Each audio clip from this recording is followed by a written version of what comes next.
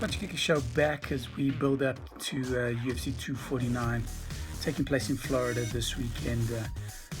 Not too sure how I'm feeling about UFC being back. Yeah, I'm excited. I'm excited that we're going to get some live Punchy Kicky action, and really thrilled at the prospect because quite a stacked card. But on the other hand, with all the lockdown and all the restrictions that have been taking place in the States, I'm just not sure we're going to see many of these athletes performing at their best this weekend. And you're probably going, huh? What the hell is he talking about?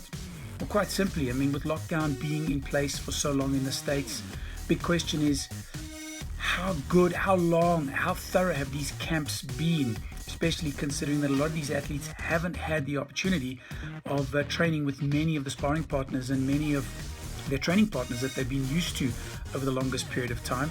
So that's my big concern, and obviously the lingering thing of corona, all of the so-called additional testing, the health and safety regulations that UFC has said they're going to be bringing into the party here.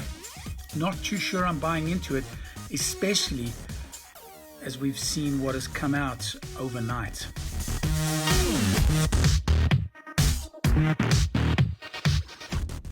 Anyway, it's happening whether we like it or not. And looking at the early prelims, Spann versus LV, Mitchell versus Rosa, and Luke versus Price. What a great way to start a card that just gets better and better as we go through the night. And let's looking at the first picks for those early prelims.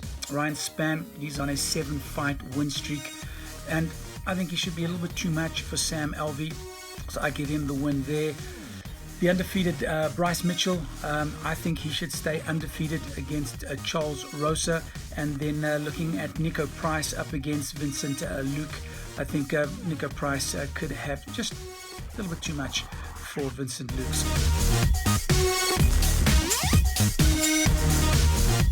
Onto the prelims, and the very first fight was meant to be Uriah Hall versus Jacare Souza. That, as we now know, is off because Souza, along with two of his cornermen, have tested positive for COVID-19, remembering that they were in the same hotel as the rest of the other athletes. So they're off, being checked by the medical staff, and hopefully everything will pan out okay for Souza and his team. So the first fight of the prelims is that only female fight on the card, Carla Esparza versus Michelle Waterson.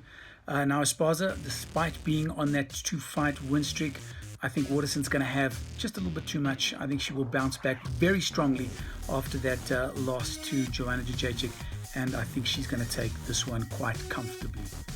Next up is Fabricio Verdum versus Alexei Oleinik. Verdum last fought back in March 2018. While looking at Oleinik, he's a bit of a first-round monster. So for me, if Verdum can get past and into the latter rounds, I think he could take this. And the final fight of the prelims is Donald Cerrone versus Anthony Pettis. And this is a rematch. Remember, they fought each other 7 years ago. Now, both of them need to snap their loss streak. And for me, I think it all depends. Does Cowboy arrive or does Donald arrive? But I don't know, somewhere in the back of my head, I've just got this feeling that 40-second demolition of Donald Cerrone by Conor McGregor may still be rattling around in his brain. And so for me, I think Anthony Pettis is going to take this, and I think he's going to take it quite comfortably.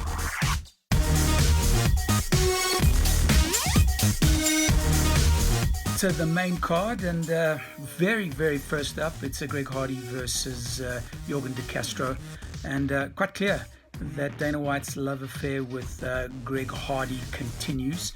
Remember, he is the only athlete to have fought 5 times last year, and the only heavyweight ever to do so. So looking at this fight, bit of a case of unbridled aggression versus controlled power for me.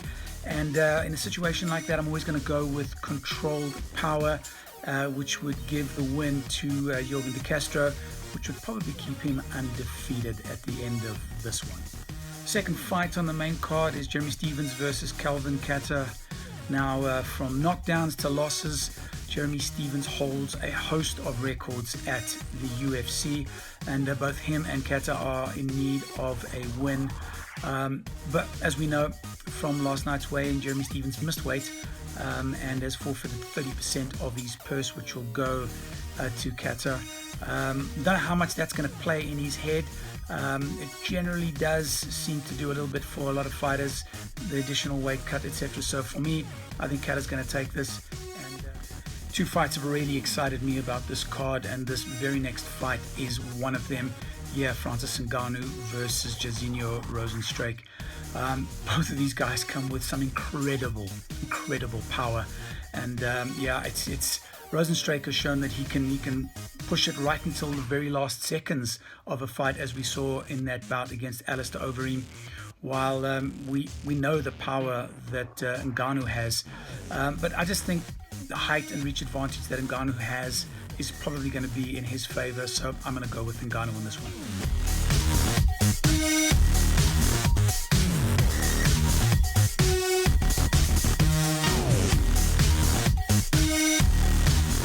Right, then we get to the co-main event at UFC 249, and that's Henry Cejudo versus Dominic Cruz, the rust-free Dominic Cruz.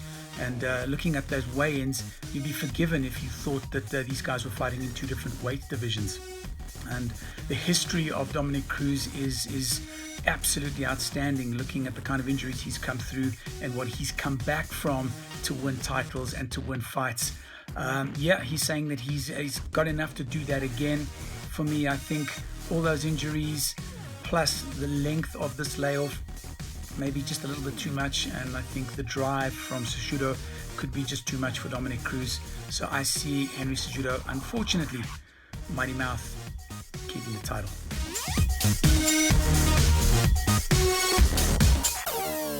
So on to the main event, and yes, we've got Tony Ferguson up against Justin Gaethje for the interim lightweight belt.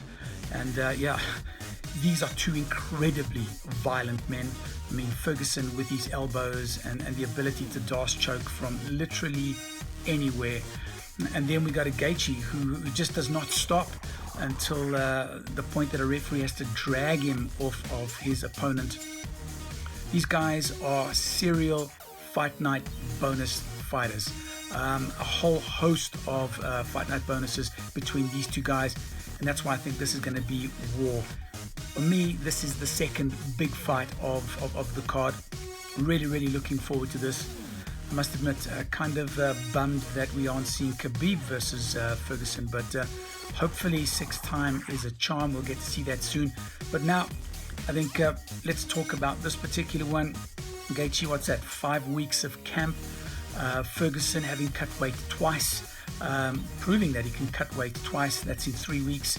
For me, I think Ferguson will probably be the first ever two-time interim champion in the UFC, and I see him continuing his winning streak to 13.